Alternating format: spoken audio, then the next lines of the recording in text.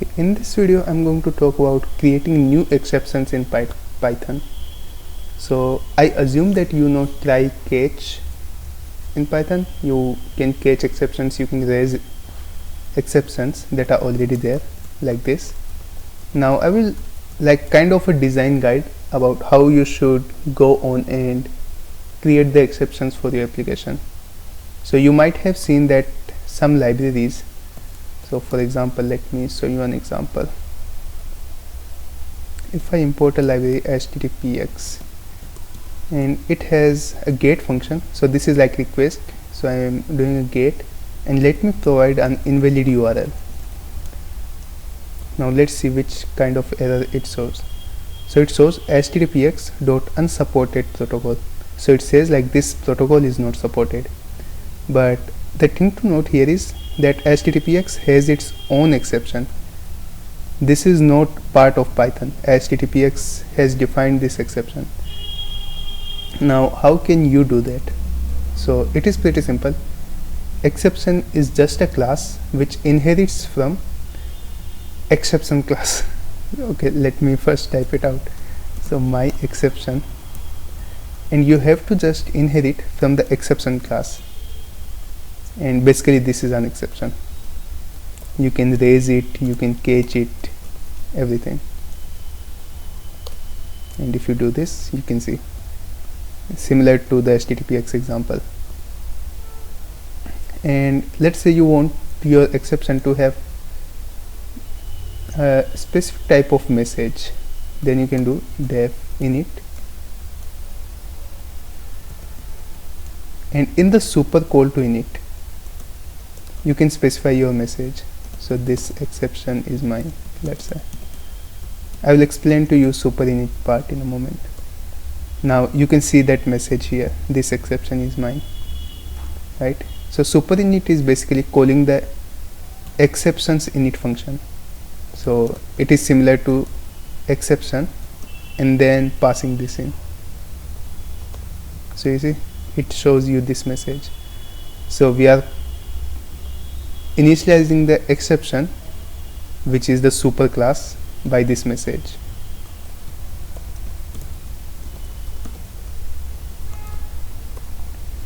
Okay, so this was for having a message, and you can also take arguments like, let's say if your exception is based on some integer, like it is raised due to some integer.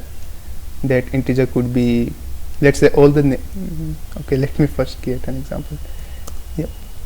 Let's say you have a function for square root. So this just calculates the square root of any integer, and you take an integer, but if integer is less than 0, and assuming we are only working with real numbers, then this is an error. So you raise non-positive integer, or let's say sqrt non-positive integer. You create an exception for this and you raise it, right? And you want to send a message, something like, you want to send a message like can't divide by negative numbers, just this. And if I call this by -1, then it will raise this particular exception. You can see like can't divide by negative numbers. But let's say you want to also include the number in the exception message, like which number is negative. So you can pass the number here, a, and you can take it as an argument here, and you can also print the number then. So now it is also -1. Now it also shows the a. So basically you can take an argument here, just treat it as a regular class. You can define the inits and everything, but just to configure the message you have to call super.init. So this was for defining the exception. Now let's try to see about how you should actually define what should be the structure of exceptions. So for this, let me show you some library which will be easier. So I will pick the HTTPX here, because this is like one of the most well designed libraries I have seen. And here you can see that at the top there is an HTTP error. So if there is any exception related to HTTP, then you can catch that using HTTP error. So HTTP error is the base class, and then there are multiple errors that inherit from the HTTP error. So there is like request error, transport error, and transport. Okay, I think this might not be making much sense. Let me try to define it ourselves. So this is like first we have a custom exception.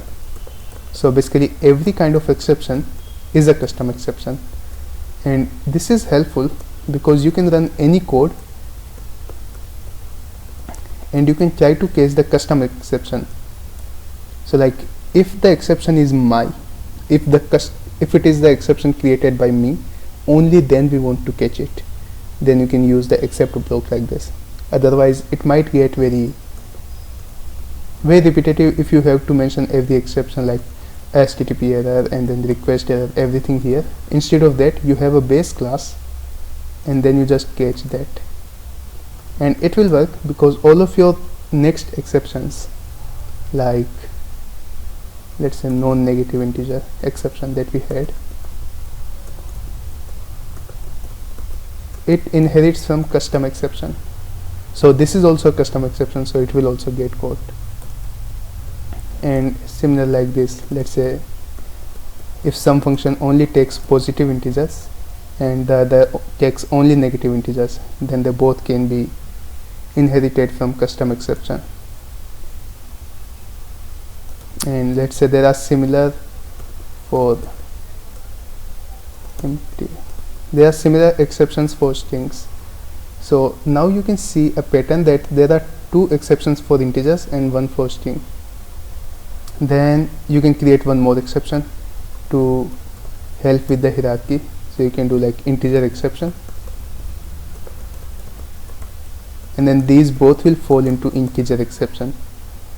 So you see, like if I catch custom exception, then all of these will get caught. If I catch integer exception, then these 3 will get caught. If I catch empty string, then only this will get caught.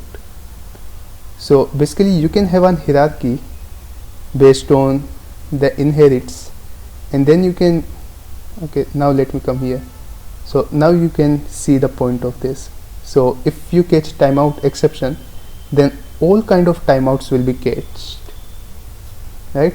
If you only catch read timeout exception, then only this will get catched. This will still be raised. So this is like how you can create a structure to make catching the specific exceptions easier. And that's pretty much it for this video. See you in the next one.